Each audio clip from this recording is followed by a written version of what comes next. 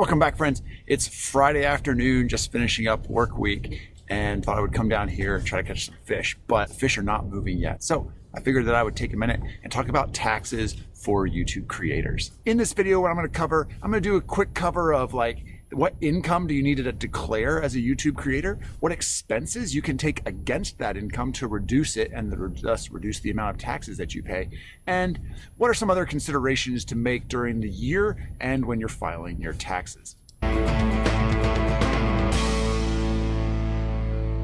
We're going to start with income. The first most important thing, any income that you get must be reported, particularly as it pertains to a business. Now, there are very few exceptions. In general, the IRS says if you get income, the default is you have to report it unless they explicitly exclude it, which for YouTube creators really doesn't cover anything under the normal circumstances. So all the income you get, whether it's directly from YouTube, whether it's from your sponsors, or whether it's from merchandise you sell, all of that needs to be declared as income when you're performing and when you're doing your taxes. So most of the time, YouTube and other companies who are paying you will send you an IRS Form 1099. You should get that sometime in January or February. You can use that to give an idea of what your income is from that source. So if you had $20,000 from, say, YouTube, you should get a 1099 from YouTube that'll list $20,000 of income. Now, there's a lot of different items that can be reported on a 1099. In general, the only thing that's going to be filled out for you is going to be the other income item. Now, just because you don't get a 1099 does not mean that you don't have to declare that source of income. There are a number of exceptions companies have to who they provide 1099s to and who they don't. So don't interpret it like, oh, I didn't get a 1099, now I don't have to report this income. Not the case. All income has to get reported. So that was the income piece. Now, if we move on to the expense piece, so the expenses will reduce the amount of taxes we have to pay on the income because they reduce our net income for the period. So you can claim any expenses that you incur that are considered ordinary and necessary for your YouTube business or related businesses. Now, this includes basically everything that's ordinary and necessary. Equipment, so cameras, computer, lighting, etc., microphones. If you're creating videos, all of that's going to apply to you. Additionally, your cell phone, your home internet, if you're working from home, can also be deducted as an expense, but only to the proportion that you use for your business. You have to separate out how much of that's used for business versus how much of it is just your personal usage of your cell phone. Supplies that you use for your videos can also be deducted. Now, that's going to be like, say, demo items or props that you're using are going to be deductible. Now, the exact supplies that you use will vary by the types of videos that you're doing, whether you're doing a travel video or whether, I don't know, whatever. I do a lot of fishing stuff. So my expenses are going to be very different than someone who does travel blogs. Anyway, moving on to office. So costs of a home office can also be deducted. Now, whether you do this or not is somewhat up to you, but you are allowed to deduct the cost of the office that you have in your house. Now, it has to be the part of your home that is dedicated to business. It can't be like, oh, well, I work from my couch sometimes, therefore I'm going to deduct my living room. That's not the way it works. But if you have a computer desk set up with almost a little YouTube mini studio, that area is dedicated to your business and that would be deductible. Now, it's the portion of your home expenses that are allocated to your business or dedicated to your business that get to be deducted.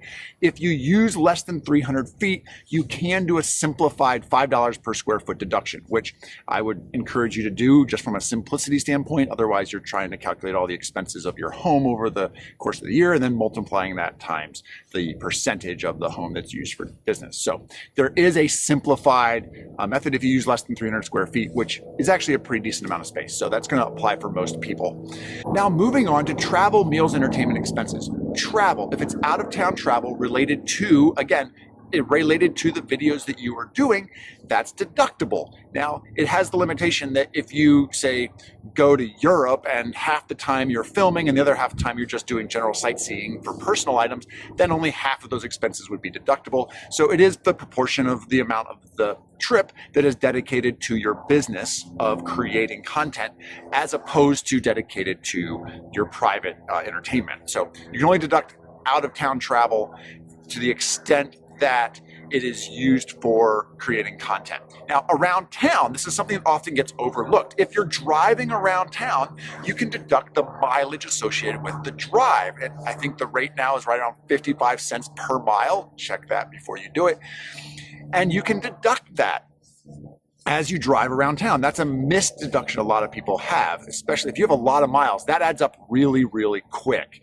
So meals and entertainment. Now, meals and entertainment can only be deducted at 50%. And that's the idea that, well, entertainment is entertaining to you, even if it is business purposes, and you have to eat regardless of whether it's for business or pleasure. So they only let you have 50% deduction on meals and entertainment. So very important to track meals and entertainment separate from all of your other categories that would be fully deductible. So most of the categories, it doesn't matter if they commingle, but meals and entertainment, you do need to keep separated because of the 50% deduction limitation.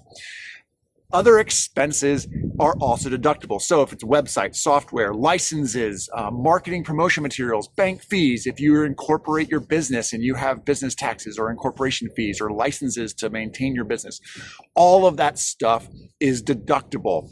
Also, payments to service providers is deductible. If you have hired help, those items are deductible. All of that is deductible. Remember, any expense that you consider ordinary and necessary for your business is deductible. The important part of this is keep records of all your expenses. And I would say it is a best practice to have a separate credit card and a separate checking account for your business expenses. One, it helps you separate out business versus personal, and it provides you a nice clean place to say, okay, well, I need to account for all of these business expenses because at the time of purchase, I concluded it was business and therefore I ran it through on my business credit card, for instance. So make sure you keep it separated as best you can. Moving on to filing your taxes. Now, most creators will file taxes on a Schedule C of Form 1040 because it's based, you're self-employed and you're running your own business. It's not set up as a big corporation where you have employees or whatnot. So on Schedule C, you will list all of your income items. Well, it's usually just one line item. It's called income or revenue, and you'll list all of your expenses in whatever categories you put them in. There are a couple that will get spelled out. For instance, mileage usually gets specified out separately. Meals and entertainment have to get separated out specially because of the 50% deduction. Now, other filing considerations, estimated tax payments. Now, over the course of the year, if you expect you're going to have to pay income taxes, it's possible that you will need to pay estimated taxes over the course of the year. If you owe too much money at the end of the year, there is actually a penalty for not doing estimated taxes over the course of the year. So the types of taxes you're going to pay income tax, just like you would if you were working at a business and they paid you wages. You're going to pay income taxes on those at whatever the income tax rate for during that period for your amount of income is. You're also going to pay self-employment taxes. Self-employment taxes are Social Security and Medicare taxes. And you as a self-employed individual will be paying both your individual piece, just like gets taken out of your paycheck from your employer, and you will also be paying the employer piece. That total comes to right around 15%. So 15% of your net income is going to be taxed with self-employment taxes. When you file, so filing deadline for taxes is April 15th. You can file for an extension.